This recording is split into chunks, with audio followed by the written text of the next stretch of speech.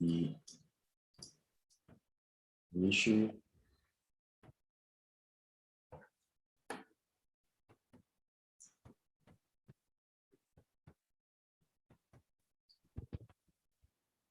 So good morning, everybody. We will start now. Juan Antonio, I will start to record now. Okay.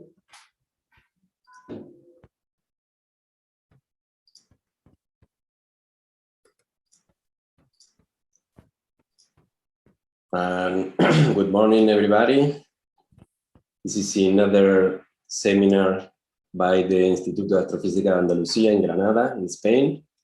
And today we will have the talk by Juan Antonio Fernández Ontiveros from Seyfert in Teruel, in Aragon. And he will talk about X-ray binary accretion state in active galactic nuclei, sensing the accretion disk of SMBH with the mid-infrared nebular lights. So as an introduction, I will read a few lines about Juan Antonio Ontiveros, and he is from El Farwe, here in Granada. He studied physics here at the University of Granada before moving to La Laguna in the Canary Island to accomplish his degrees with orientation in astrophysics. During his PhD, 2005-2010, at the Instituto de Astrofísica in Canarias, he studied the central region of nearby active galactic nuclei, using high angular resolution techniques in the optical to infrared range, supervised by Drs. Almudena Prieto and Jose Acosta Pulido.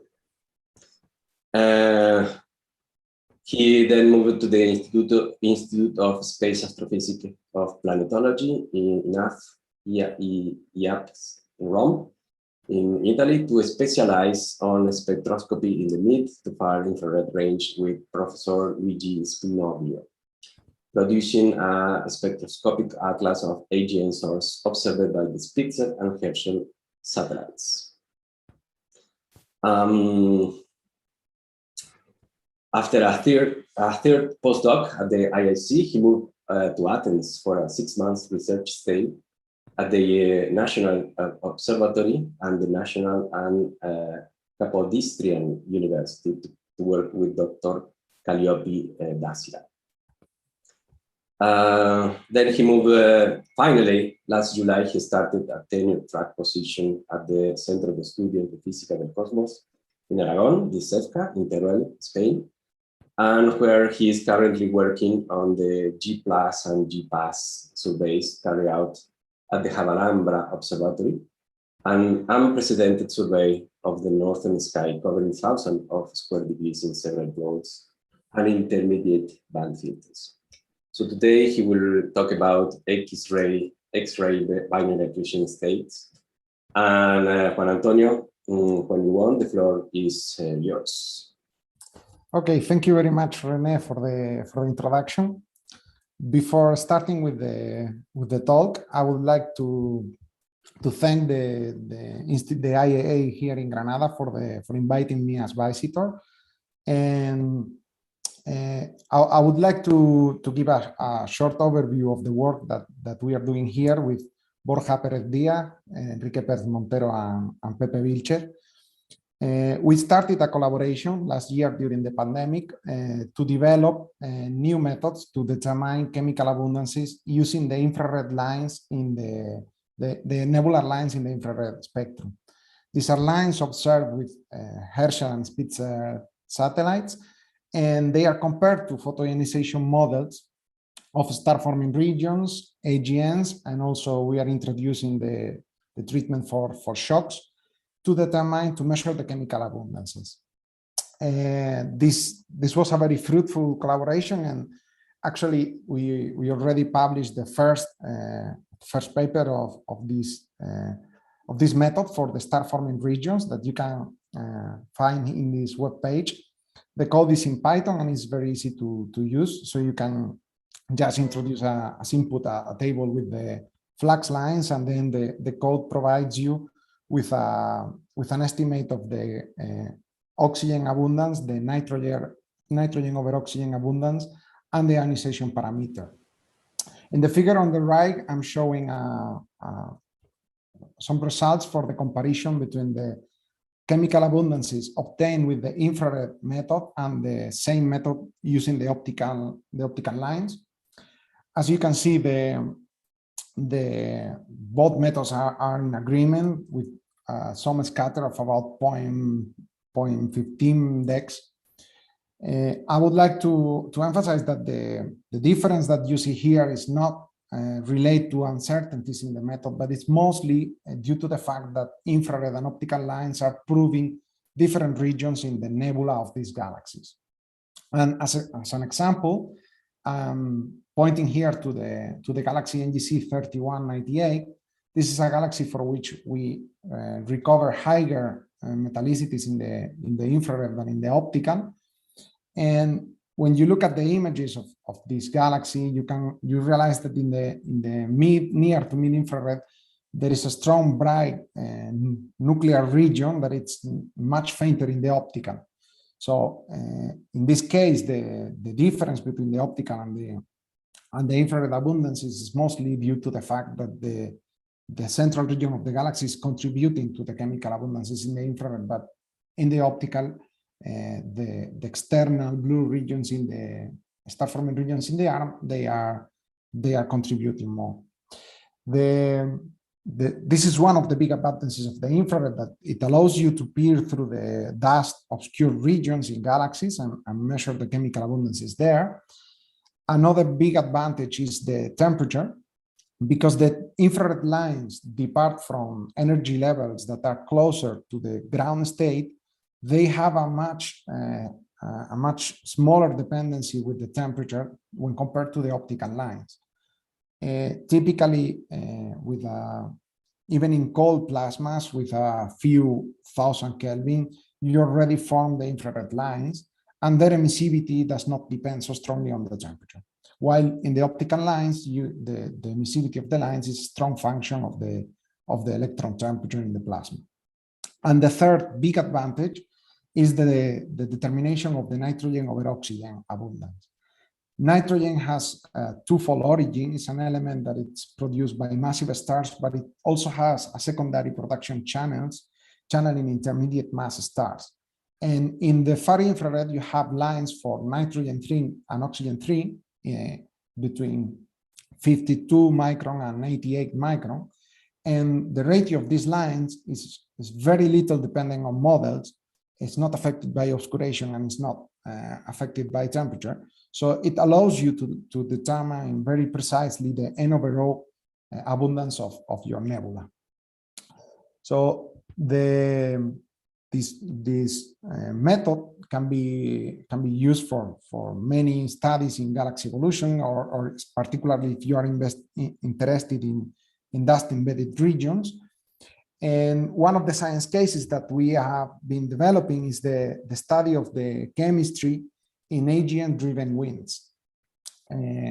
We obtained 4 hours of observation in the James Webb Cycle 1 to study the chemistry in the wind of ISO 420 G13.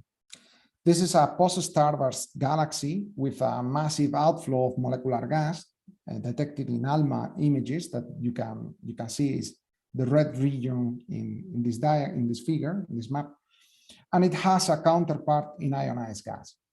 In this case, in neon 2.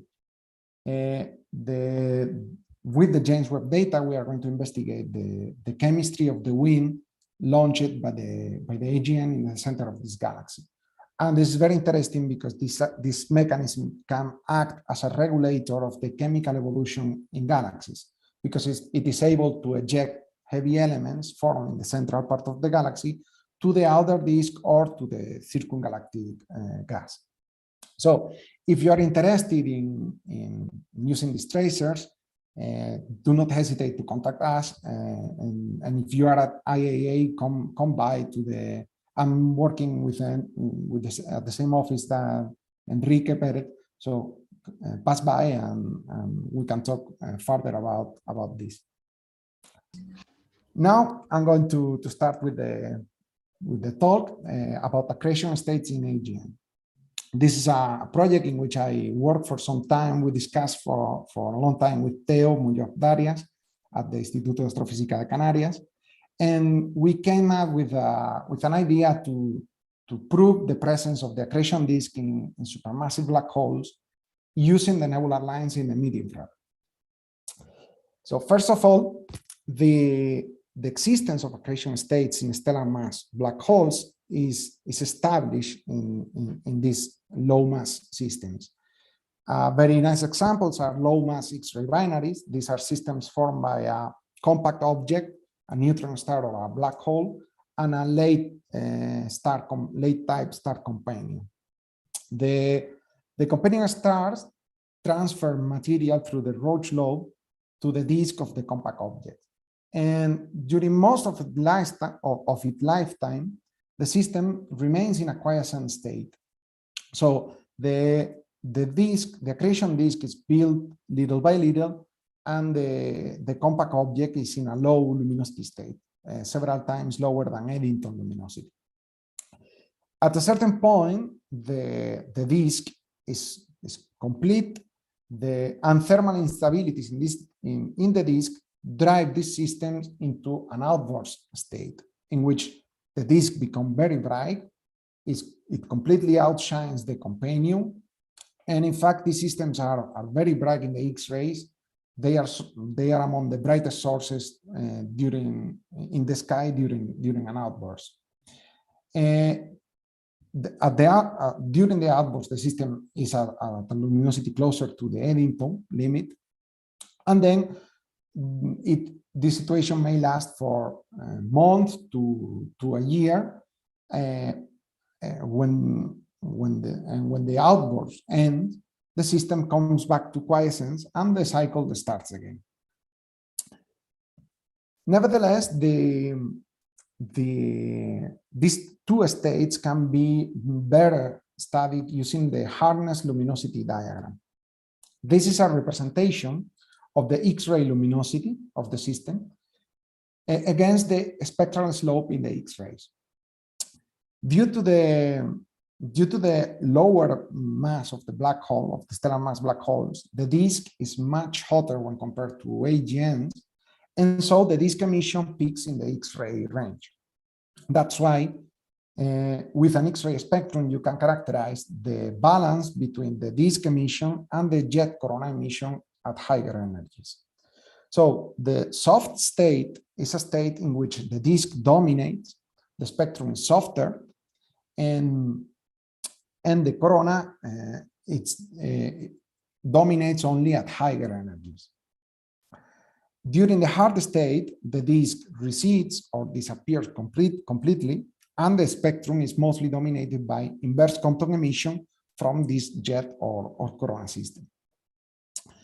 So in the hardness luminosity diagram that you see on the right, it is represented the full cycle for a famous source, GX3394, during 400 days, which is the period of the full quiescence to outbursts and back to quiescence evolution. At the beginning, the system is in a hard state. So the hardness luminosity diagram that you see on the right. So at the beginning, the system is in a hard state at low luminosity. During the first month, the system increases luminosity while keeping the hardness in the spectrum. So the inverse Compton emission still dominates the energy output until it reaches a certain luminosity, and then the vertical evolution stops, and then the system moves to the left, so to the softer part of the diagram, but keeping the luminosity, the total luminosity of the system approximately constant. Then, after some erratic behavior, the system little by little decreases its luminosity, but keeping the softness. So the disk dominates during this vertical evolution here. And then at a certain lower luminosity, the system stops its vertical evolution and moves back to the hard state. It moves to the right, again at a constant luminosity. Not all the systems do the full cycle, but the system that do this full cycle, they do it in a counterclockwise direction. And this so this evolution defines this famous Q shape, where the tail of the Q is in the hard and in the low hard part of the diagram. In a more schematic view that you can see here, I'm showing the luminosity of the system in Eddington units against the disk fraction in the horizontal axis. So again, you have this famous Q shape, and this behavior is called hysteresis. These loops are called hysteresis. And on the right side, you have the dominance, the hard state where the jet dominates. Then you have the intermediate states. In the transition from hard to soft, in the upper part, in the upper intermediate state, you see radio flares in X-ray binaries. And then on the left side, you have the soft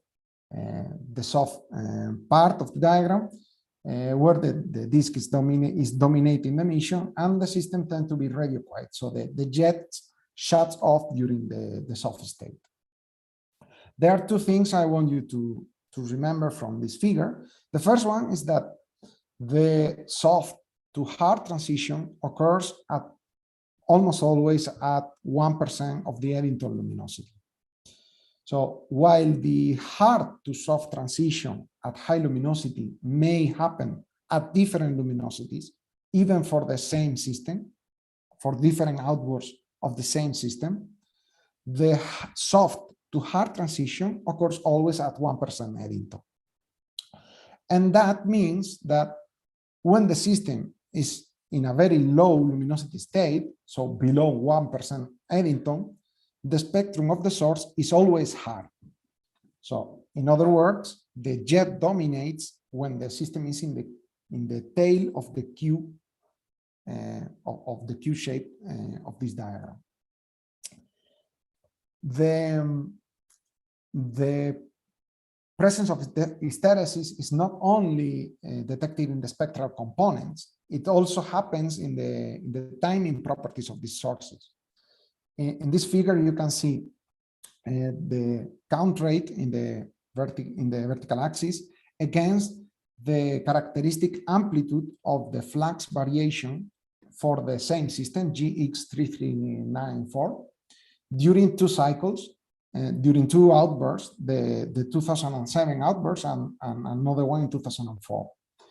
So as you can see, the transition from hard to soft happen at different luminosities, but soft to hard happens at the same one, and the variability, the amplitude of the variation shows the same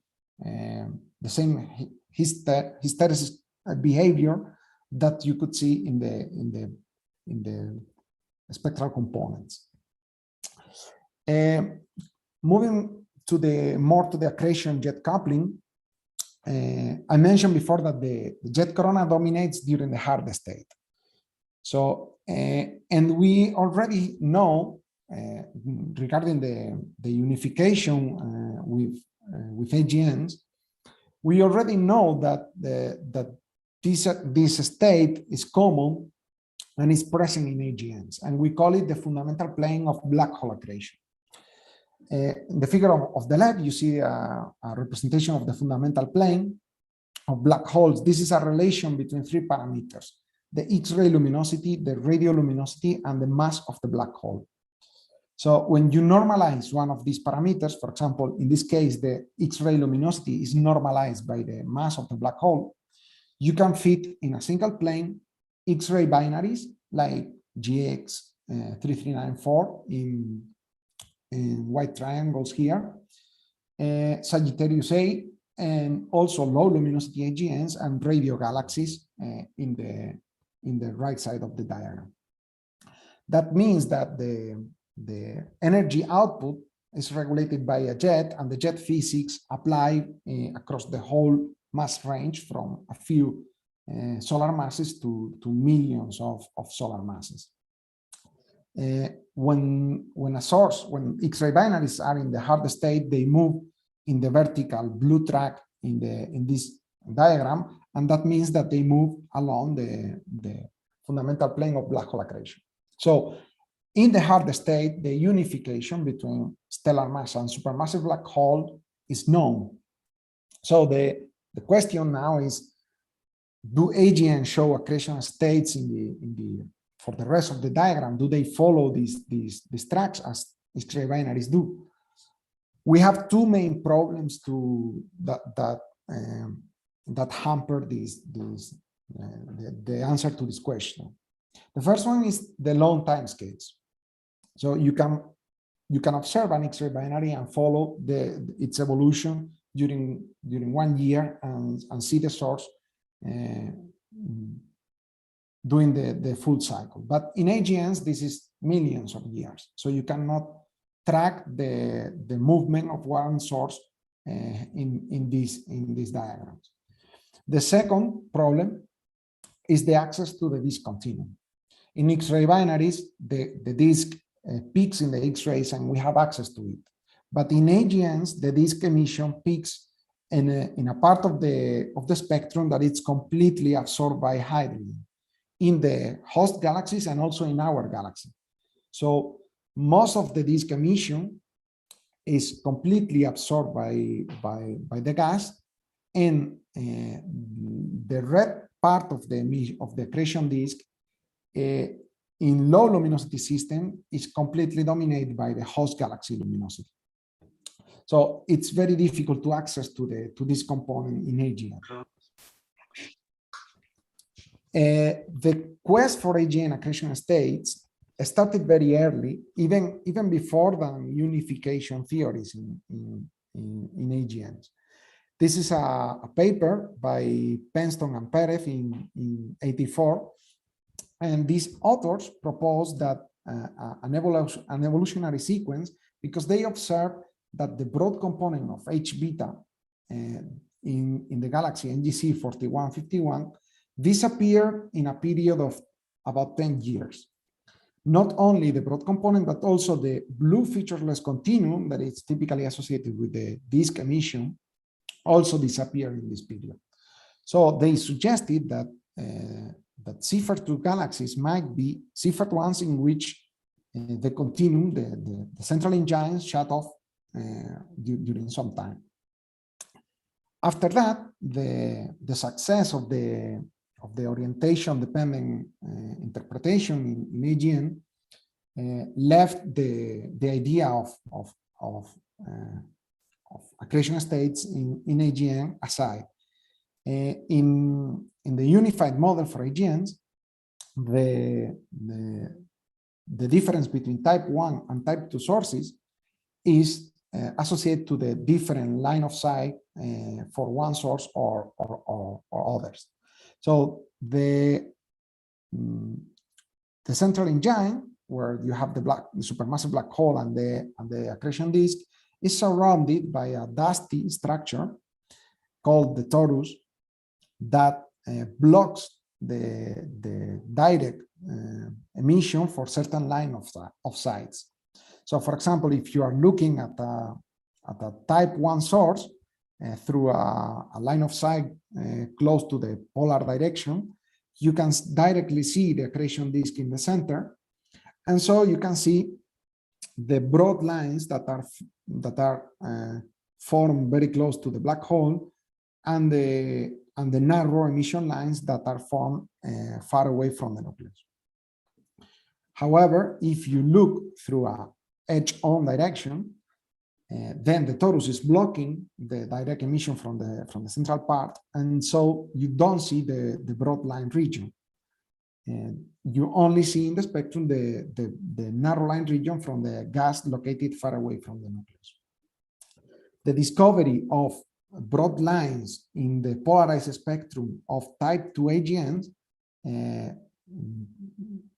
created this, gave birth to the idea of the torus, and that was the impulse of the initial impulse that that unification models had in the late 80s and early 90s. However, recently the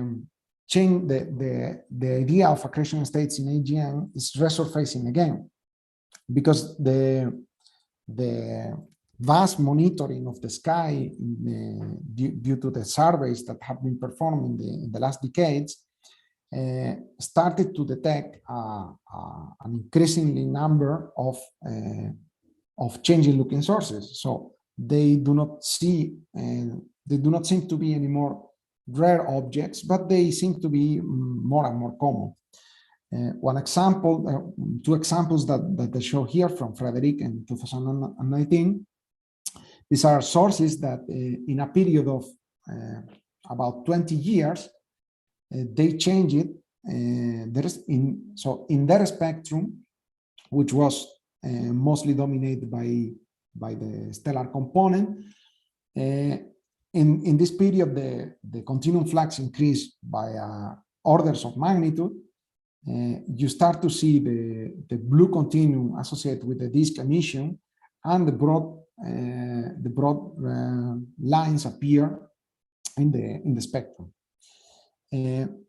So there are also back and forth transitions. There are systems that develop the broad lines and the blue featureless continuum, and then they came back to the quiescent state.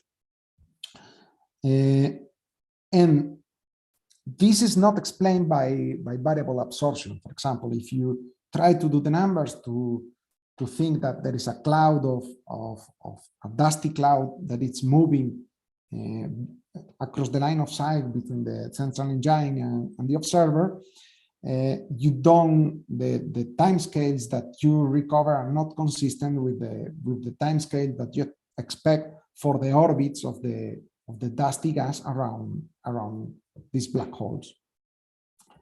And the last thing I wanted to mention here is that high excitation lines are responsive to the ionization continuum, and this is very interesting. It's not only the broad lines. In this figure, you can see a comparison between the brighter and the quiescent state for one source. The name of the source is written here. This is not a mistake. I did not fell on my keyboard by mistake. It's just the name that the Swiki survey gives automatically to the sources that vary. So in this source, besides the continuum and the broad lines, you can see that high ionization coronal lines from iron appear in the optical spectrum in this period. And this is very interesting because it means that these lines are giving you information on the ionizing continuum of the central source. Last, another evidence that suggests that AGNs show accretion states similar to those of X-ray binaries is the harder when brighter behavior during the low state and the softer when brighter behavior during the bright state. This means that when the source is below 1% Eddington, the spectrum becomes harder. The spectral index becomes harder between the optical and the X-rays. It becomes harder when the source becomes brighter. That means that the inverse Compton component is dominating the continuum emission in this case. However, at higher accretion rates, above 1% Eddington, the behavior is reversed. So this is known in X-ray binaries, and in this figure, the results by Ruan and collaborators show that changing look quasars move along the lines that you expect that you expect to be if these sources behave like X-ray binaries. So this inversion of the spectral index behavior with the Eddington ratio, this dependence, is another evidence that point to the similarities between stellar mass and supermassive black holes. And the last argument to support the fact that you expect some evolution in the sources comes from the black hole accretion rate density history in the universe.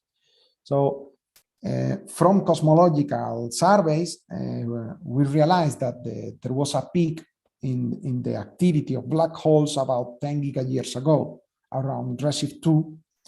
And since that moment till today, the black hole accretion rate density in the universe have fallen by a factor of about 30. So that means that you expect a lot of quasars 10 gigayears ago that today must be or should be in the quiescent state. So this is another argument supporting the idea that the accretion states may be present in AGN. So one very important result was obtained by Cording and collaborators. This is the first attempt to build a harness, the equivalent of a harness luminosity diagram for AGNs. These authors use a survey of a sample of quasars in Sloan with information in X-rays and radio frequencies at 1.4 gigahertz, and they built a representation of the luminosity of these systems against the disk fraction. The luminosity is simply the total luminosity. This is not expressed in Eddington units, and the disk fraction represents the relative contribution from the disk compared to the total disk plus jet emission, disk plus inverse Compton emission. So the idea behind this diagram is that you cannot track the evolution of a single AGN source, but if you observe a population that is large enough, different sources should be at different accretion states. So the diagram for the whole population should track the different accretion states in AGN. And they obtain a very important result, which is that power law dominated quasars, so quasars where the inverse Compton component is more important, are radio louder. Those are the darker regions in the diagram that you see here. So that means that when the disk is less prominent, the jet is more dominates more the energy output in these systems. This study had some limitation. The first one is that they don't have black hole estimates for the sources. So that means that you are plotting total luminosities and not luminosity in Eddington units. So if you have black holes of from 10 to the 6 to 10 to the 9 solar masses, then you expect a scatter in the vertical axis of about 2 to 3 orders of magnitude. And that's a limitation because it blurs the diagram and does not allow you to properly see the Q shape that you have in X-ray binaries.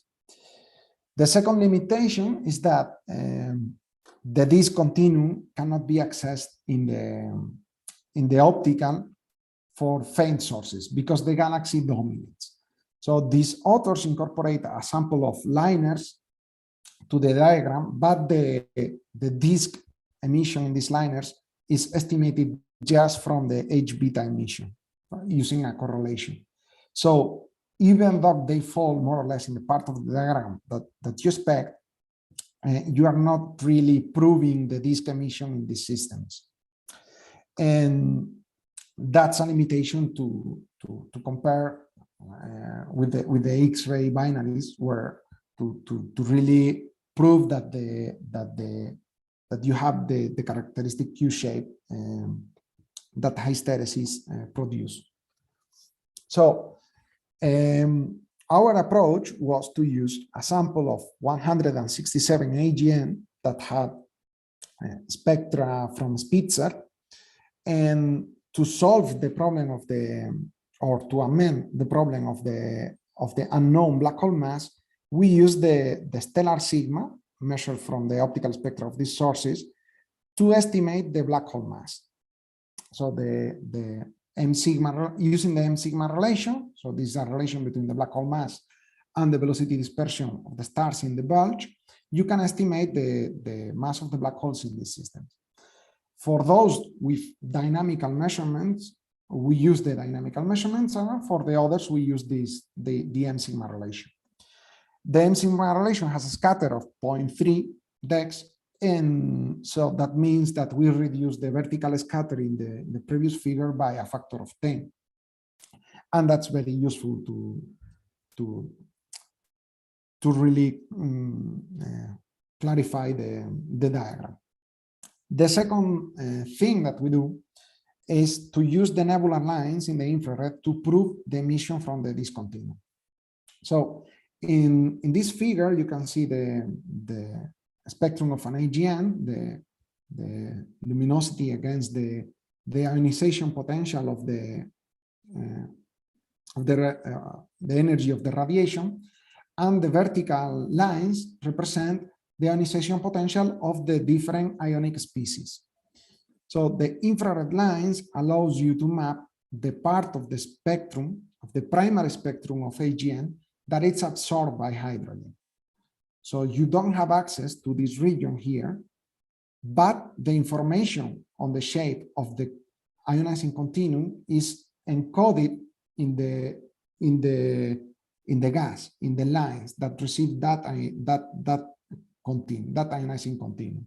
So using the information from these lines, you can somehow, at first order, reconstruct the shape of the ionizing continuum.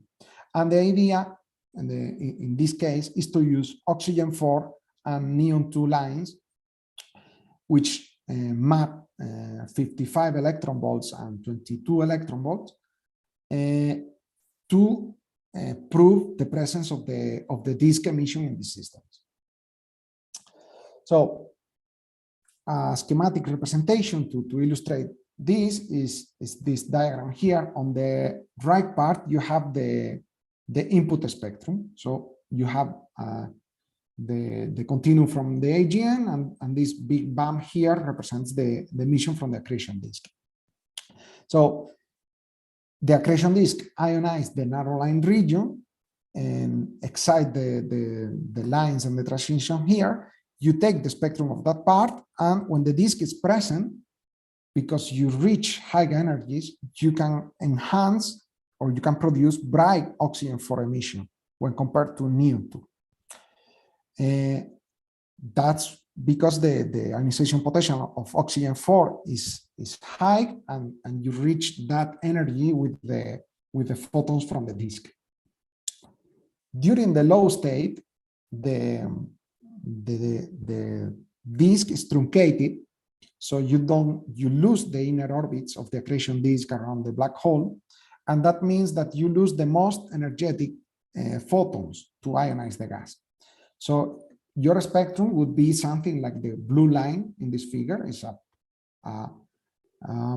series of power laws representing the synchrotron emission and the inverse quantum emission. And this spectrum can ionize the gas, but it's less powerful than the disk. And so you would have less oxygen 4 emission and more neon 2 emission. So that's the idea behind the diagram that we built. So we call it the luminosity-excitation diagram, the LED diagram. In the vertical axis, we are plotting the total luminosity of the system in Eddington units using the black hole estimate from the M sigma relation for most of the systems. And on the horizontal axis, we are defining a parameter called the Lyman hardness. The Lyman hardness is simply a combination of neon 2 and oxygen 4 fluxes. So it's neon 2 over the total neon 2 plus oxygen 4. That means that when the disk is not present, you have little oxygen 4 and then this ratio moves to the right part of the diagram, closer to 1. When the disk is present, you produce a significant amount of oxygen 4, and then the systems move to the high excitation part of the diagram on the left, to lower values of the Lyman hardness. In this case, we are adopting as luminosity of the system the total oxygen 4 plus neon 2 luminosity. This is because the statistics was better, because we had this information for all the sources, but we compare these values with Eddington luminosities derived from X-rays, and they are in agreement for many of these systems. So in the figure, you can see a representation of the AGNs in the sample as separated by spectral class. The red triangles correspond to Seyfert 1 galaxies. The pink squares, the pink diamond, correspond to hidden broad line. So correspond to Seyfert galaxies with hidden broad lines. Those are type 2 AGNs that have broad lines in polarized light or in infrared light. And in green, the green squares correspond to the Seyfert 2s. And finally, the blue circles correspond to liner galaxies. So as you can see, the overall shape of the diagram reminds to the Q-shape diagram for X-ray binaries. You have the tail of the tail of the Q, which is mostly dominated by liners, and then you have a very wide range in excitation at high luminosities. So one of the important things is that at low luminosities, you always have low excitation. So that means that when the luminosity falls below 1% to 1 per thousand Eddington, all the systems move to the low excitation part of the diagram. That indicates that the disk emission disappears at low luminosities. So you don't have like dwarf Seyfert 1 galaxies. They do not exist. When the systems go dimmer, they move to low excitation. And that's irrespective of their spectral type. So they are mostly liners. So systems with low excitation are mostly liners, but you also find here some few type 1 and type 2 AGNs. Even despite their optical classification, they have low excitation when this is measured using the oxygen 4 line. The second thing, which is important, is that this transition happens at about 10 to the -3 in Eddington units. This is somewhat lower than the value that we saw in X-ray binaries, which is 1% Eddington. So it seems that for AGNs, this value it's a bit lower. And the other thing that is very important is that the systems, when they move to low excitations, they become radio loud.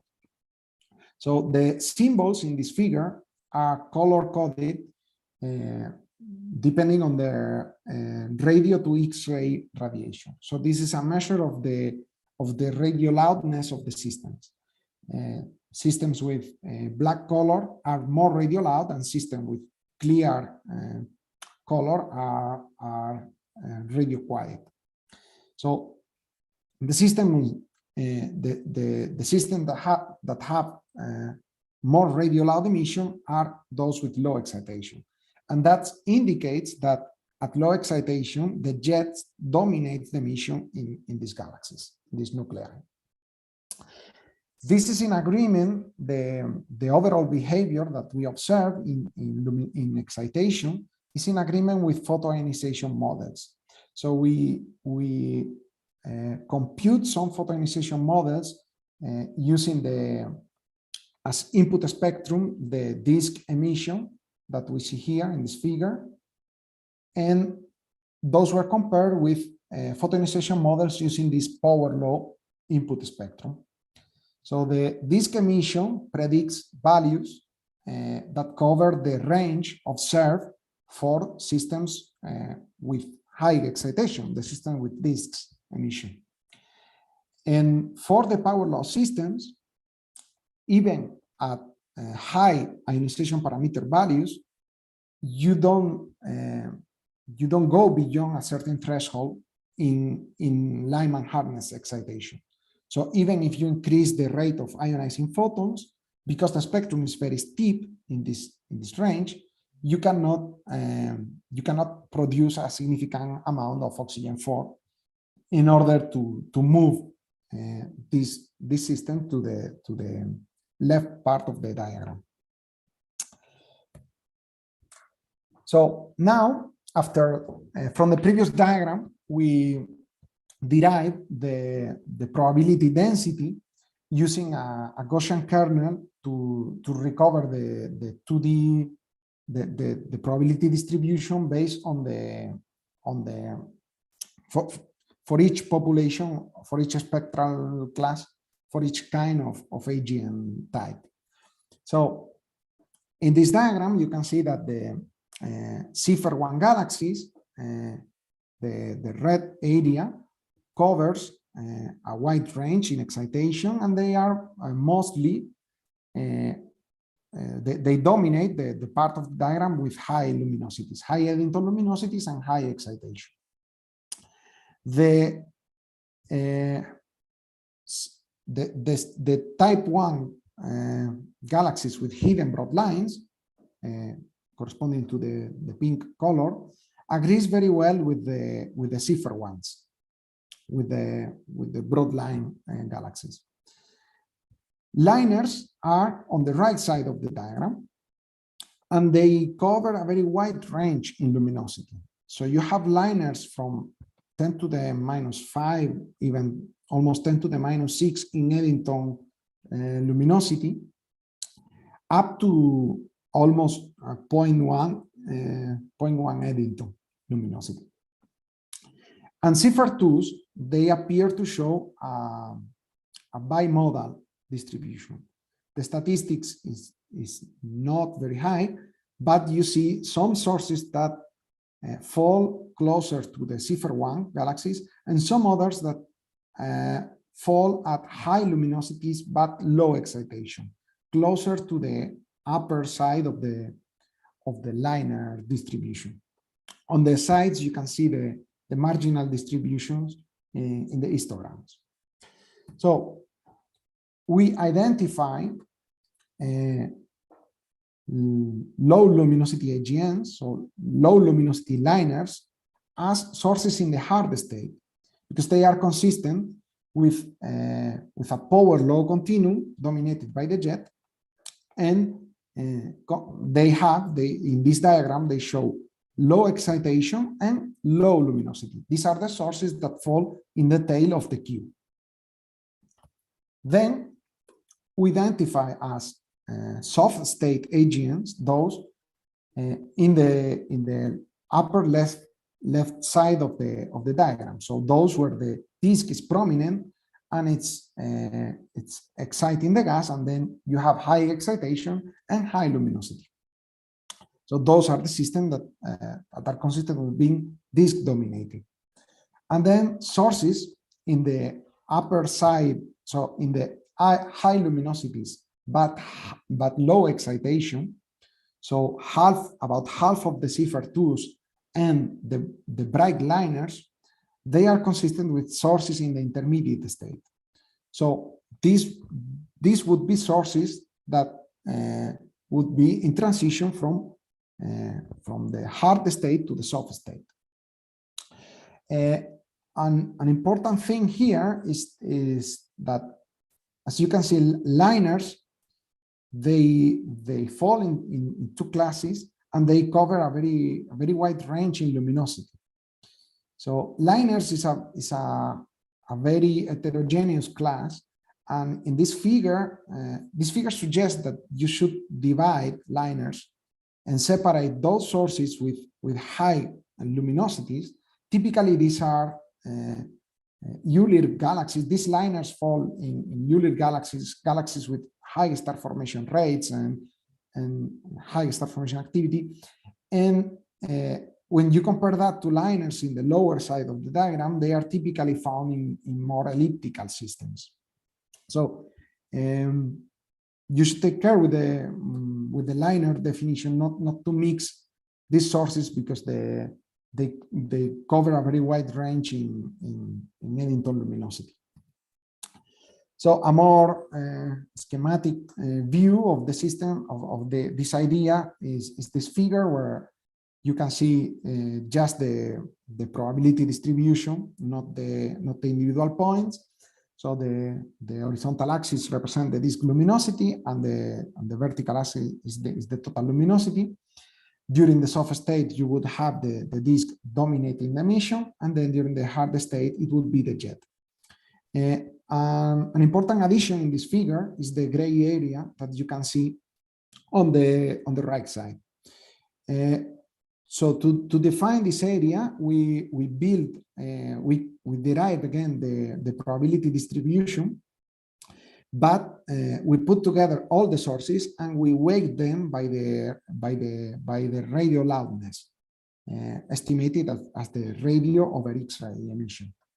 So as you can see here, the radio loud population, it's in very good agreement with the distribution of hard state sources, and that indicates that is another evidence suggesting that the jet indeed dominates during the hard state.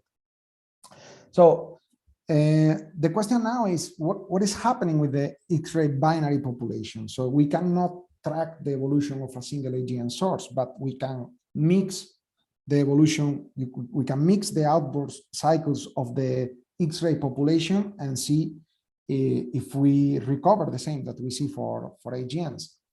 Well, the answer is yes. When you mix different X-ray binaries into the same diagram, and you represent the luminosity in Eddington units, and the fraction of the disk over the jet over the total disk plus jet emission on the horizontal axis, you realize that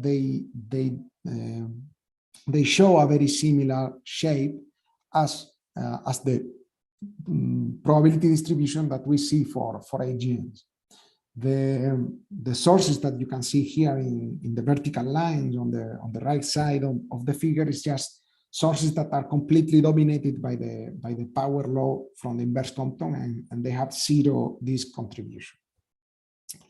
So the conclusion from this comparison is that we recover, so for AGNs we are recovering the mix of the population, covering the different states that you observe in X-ray binaries when you follow that population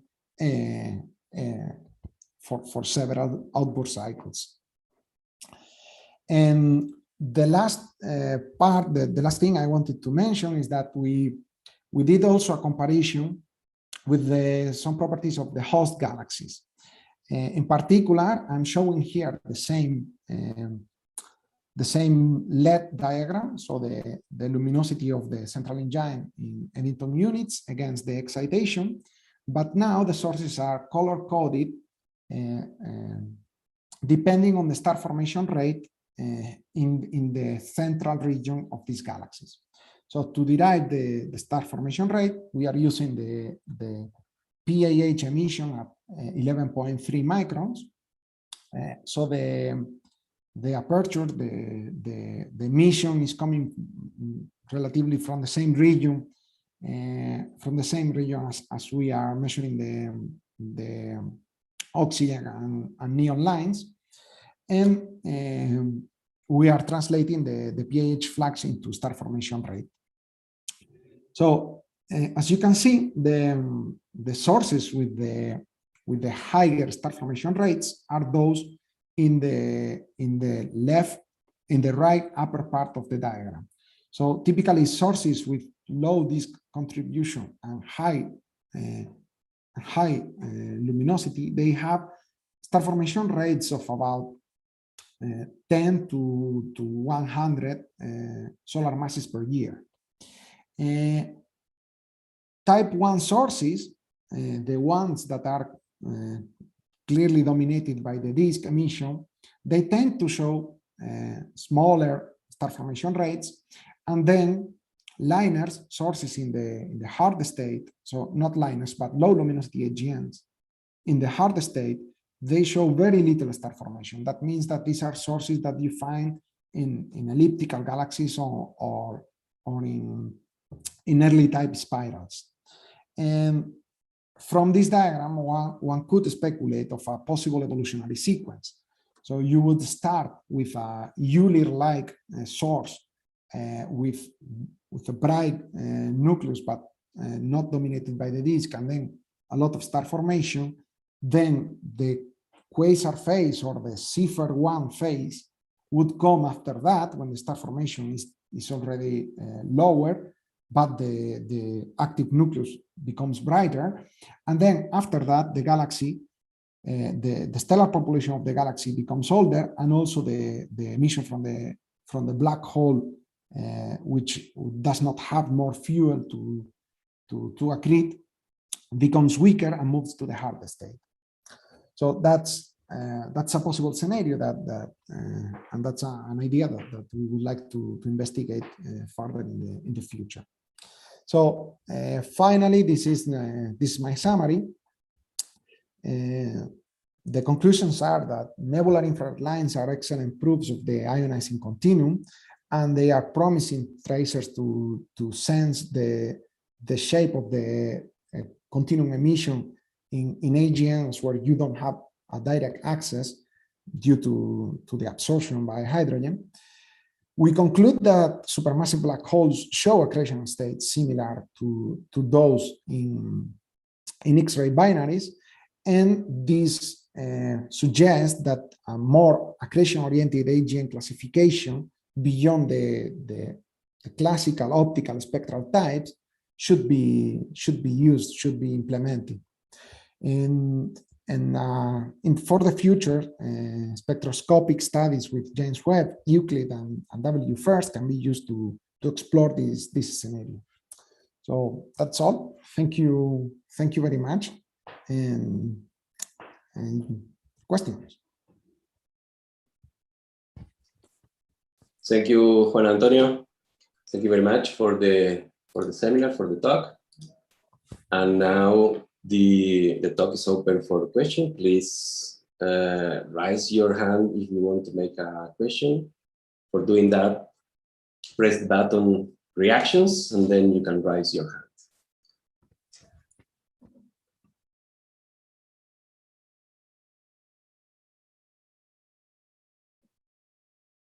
Okay, here we have one by Rainer. Please, Rainer. Hi, thanks a lot. I like to hear about these things with X-ray binaries and AGN. I remember time working on that. So thank you very much. Very interesting, and I think you're onto something there. Of course, probably the real picture is, I'm sure also you have to mix in the orientation model there as well, and whatever. It's sure. Complicated. I have a very basic question, nevertheless. It's something I never dare to ask, but in this typical diagram of the cycle of X-ray binaries with the soft low state, a high hard state, etc.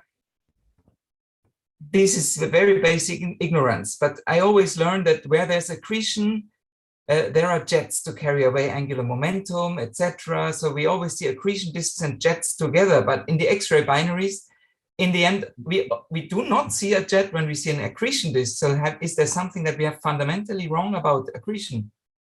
So it really calls my attention. So if we have a classical accretion disk, we do not have a jet. So maybe it would also be interesting to pull that together with what happens in protostars or other objects. Can you, I don't know, it's a very wide and maybe weird and fundamentally ignorant question, but it really confuses me always.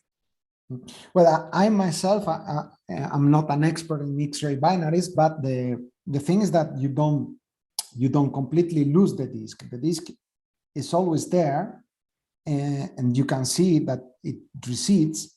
The thing is that the jet becomes brighter, and probably what the theory tells you is that the disk becomes colder in the hard state. It loses the innermost orbits, and then you have this advection flow that dominates the matter transfer in the inner part closer to the black hole. And then when you miss the photons from the disk, those are needed for the corona to cool down through inverse Compton emission. So when you lose the disk, then the corona, the inverse Compton emission, the corona becomes hotter, and the inverse Compton emission becomes much brighter. Okay, and that's so when the jet takes control. Okay, so is my error maybe thinking that, okay, I think I see my error. The jet is always there. I'm not sure, because this diagram is typically painted that you have a jet in the hard state and you don't have it in the soft state. But actually, I think that is probably a misrepresentation. So the jet is always there. You just don't see it easily in the soft state. Is that correct? So basically, the relative brightness of the jet is much higher in a hard state, but it's not that the jet may be as bright in the soft state as it is in a hard state in terms of total energy or mass outflow, but you just don't see it, and it's far more dominant in the hard state. Is that the? Yeah, that's it. So I would not say that the jet is always there, but the corona is always there, and the corona forms the jet when it becomes hotter. So for example, in the intermediate states between the transition at high luminosity between hard and soft, you see radio flares there. So these blobs of emission happen when the sources are moving from the hard to the soft. So it seems that this collimated emission becomes more discontinuous when the corona is cooling down. So yeah, okay. I have to ask somebody next time I see one of these X-ray people, but X-ray binary people, because it really, I mean, yeah, they always painted it like there's no jet in the soft state. Or is it then more diffuse? They are right. They are right if you mean that there is no collimated emission, but you still have synchrotron emission from the particles in the corona. You expect to have that always, but of course it's less intense, and that's why they become radio quiet. But they don't become radio silent. Is there any explanation what happens? Okay, I guess we don't know enough about jets, how they get launched and why they do not get launched from a dense disk, but they do get launched when the disk recedes. Do we have any idea why this happens? Sorry, can you repeat the way? Do we have any idea why basically a disk that reaches all the way down to the central object quenches the jet? Why does it kill a collimated? Because it cools the corona. That's the idea that I have. So if you have a lot of optical photons, those are accelerated. Those collide with the electrons, with the leptons around the black hole. And so the particles in the corona, they cool down because they transfer energy to the optical photons. The optical becomes X-ray through inverse Compton. And that's how you cool the corona. And then because the corona is colder, then the jet, it's weaker. Thanks.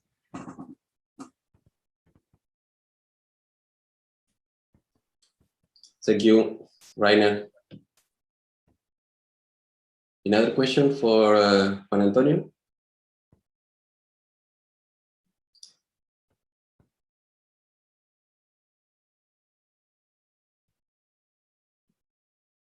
So I see no more questions. Thank you again, Juan Antonio, for this talk. Thank you very much. And to everybody.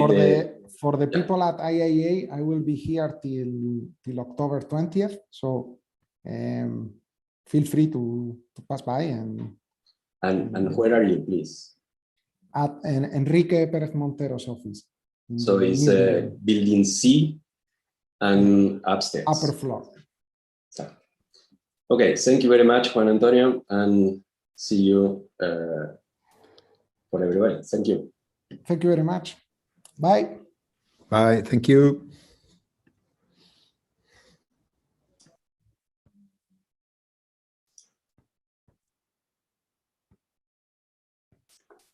He parado de grabar, así que ya estamos off the record. Perfecto. Estamos en YouTube. ¿Esto cuándo se queda?